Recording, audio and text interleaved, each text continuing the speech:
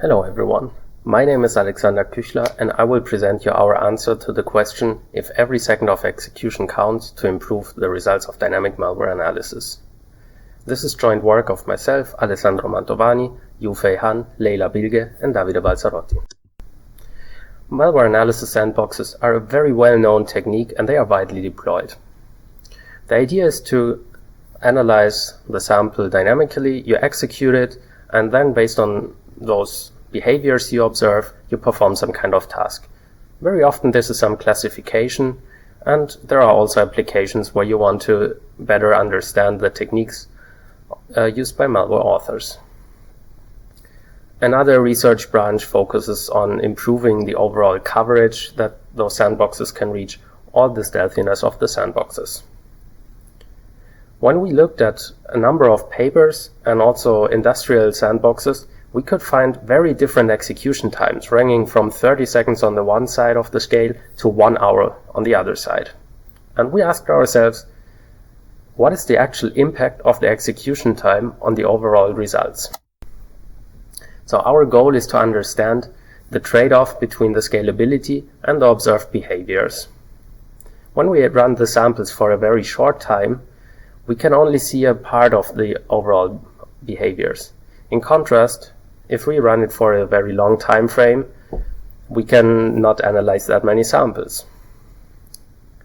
So what we need to do is to balance the amount of behaviors with the scalability. And this led us to the question, which fraction of the overall behavior can we actually observe at which point in time? And when is the observed behavior sufficient to perform some kind of task? And we decided to use some classification tasks.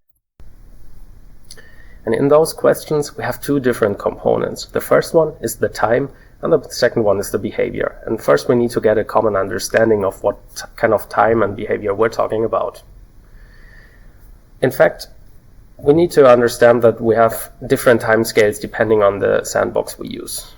In real-world sandboxes, there is some kind of virtualization used, and they perform some kind of lightweight analysis, usually to trace some API calls. In contrast, we use Panda, which is based on QEMU, a full system emulator, and use its record and replay functionality. This means that there is an additional overhead due to the emulation. And on top of that, we run our custom plugins, which perform some really heavyweight analysis and therefore lead to a huge gap in the runtime between the real-world sandboxes and our custom sandbox and analysis. Second, many sandboxes in the wild use so-called time warping. That is, they try to skip code which is not performing any meaningful action.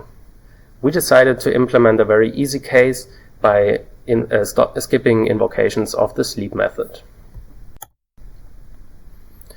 The second part is the behavior. I already said that most sandboxes use some API level tracing. And we make use of system calls to gain a high-level abstraction and understanding of what the malware is actually doing, which is kind of similar to the API calls.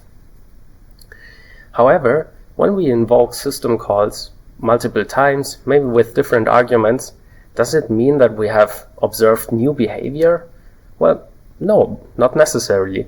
Maybe the ransomware just iterates over the next file in my file system, but that does not mean that it's actually new code which is executed. Therefore, we want to understand how much actual code did we visit. And for us, we say code is kind of equal to the executed basic blocks. And based on this, we have three different metrics. The first one is the relative code coverage. This one answers the question, out of all events that I could observe over 15 minutes, how many of them did I see in the first 1, 2, 3, 4, 5 minutes? The absolute code coverage is slightly different.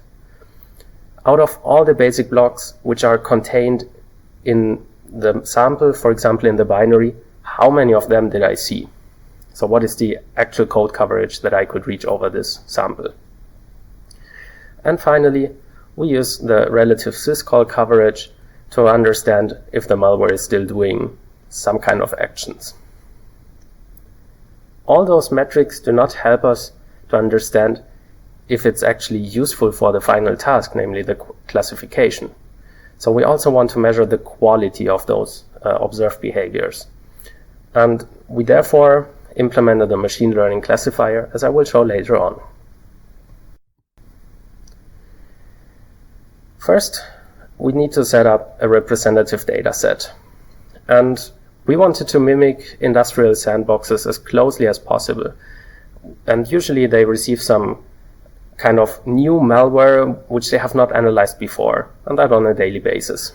So we decided to download a maximum of 2,000 samples per day to avoid some overfitting of certain families, and that over a 6-month time span. And we made sure that on the day of analyzing the sample, this has been the first submitted to the very first time to VirusTotal. So, which means the sample is actually new and not some old, very well-known one.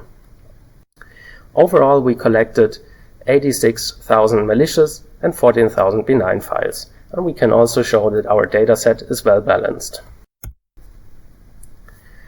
Each of these samples is now fed into our analysis infrastructure.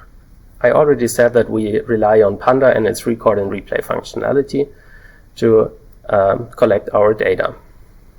So first, we execute the sample in Panda, we record this execution, and then we perform the replay and run a couple of custom plugins. Those plugins collect the executed system calls, and they also collect the executed basic blocks. Each of them is labeled with a precise timestamp, and we therefore make use of the fact that Windows saves the system time in memory every few milliseconds.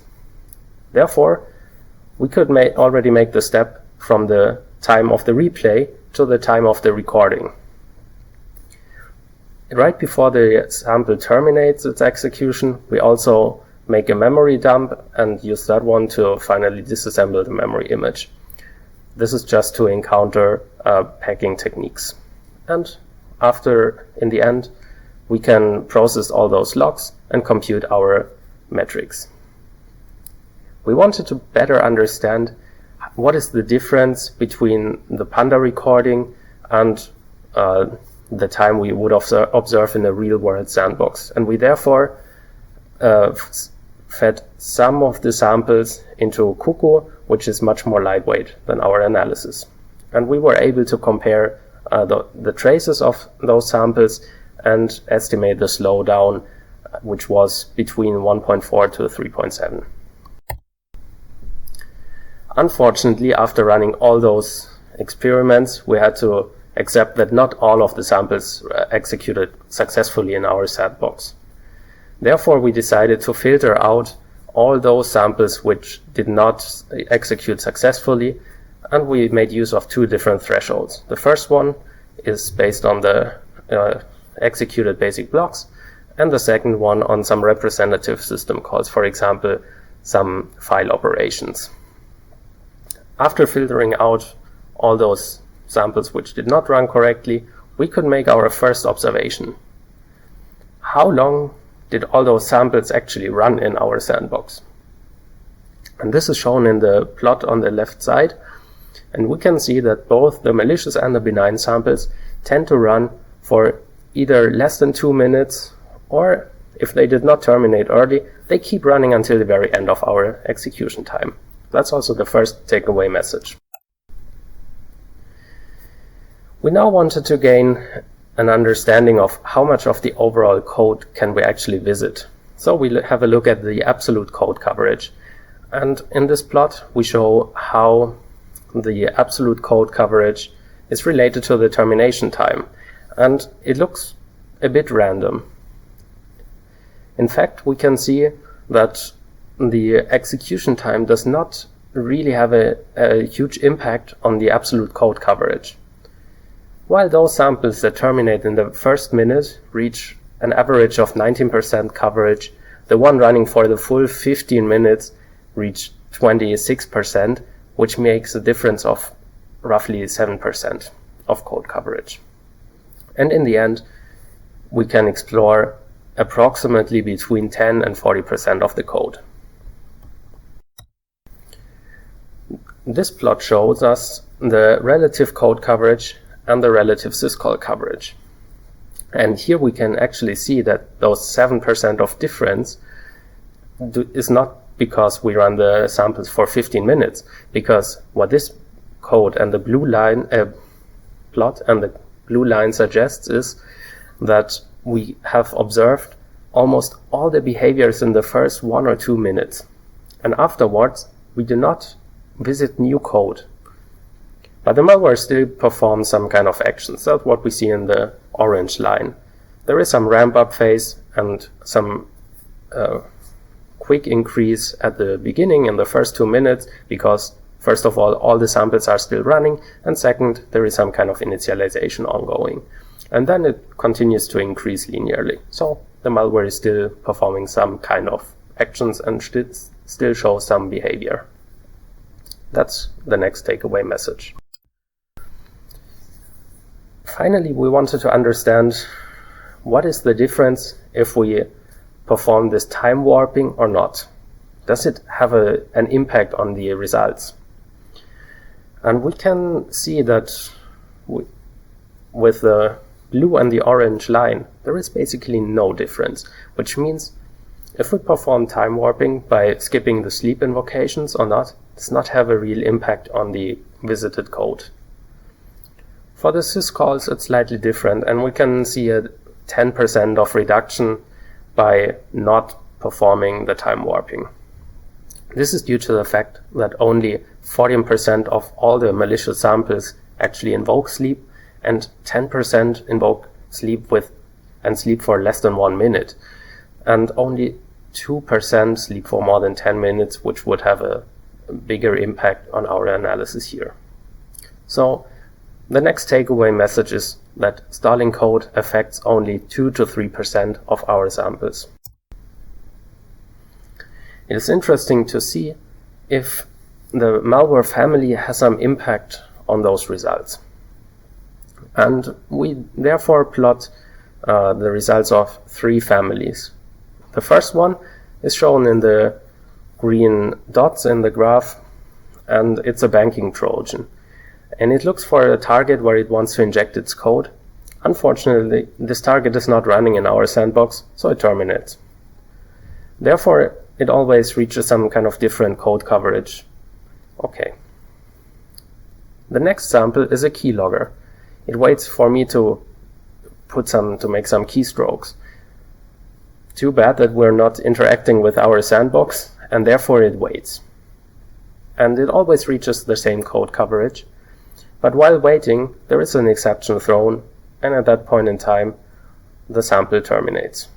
And this happens randomly, and therefore we have this line indicating that we always have the same code coverage, but with different termination times.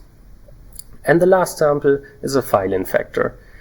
And it tries to infect different files, and therefore it always has some different code coverage and also some different termination times. So overall, we can see that the family affects the overall outcome of the experiment a lot.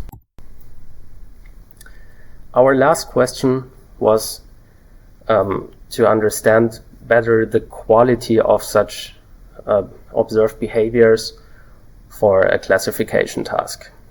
And we implemented a machine learning classifier based on a recurrent sequential inference model, and we used the system calls together with their arguments as the features. And finally, we measured the accuracy of the classification for different execution times. How good was it in the first minute, the first 2, or only the second minute, the first 3, and so on. And we found that overall the results of the first 2 minutes were the best ones. And afterwards, if we increase the execution time, in fact the results got worse. So also for the quality, we can conclude that the first 2 minutes are essential for the classification. Finally, with all these experiments, we can answer our question, does every second count, with no. Only the first 2 minutes seem to be sufficient to provide a good trade-off between scalability and the amount of observed behaviors. Thanks for your attention.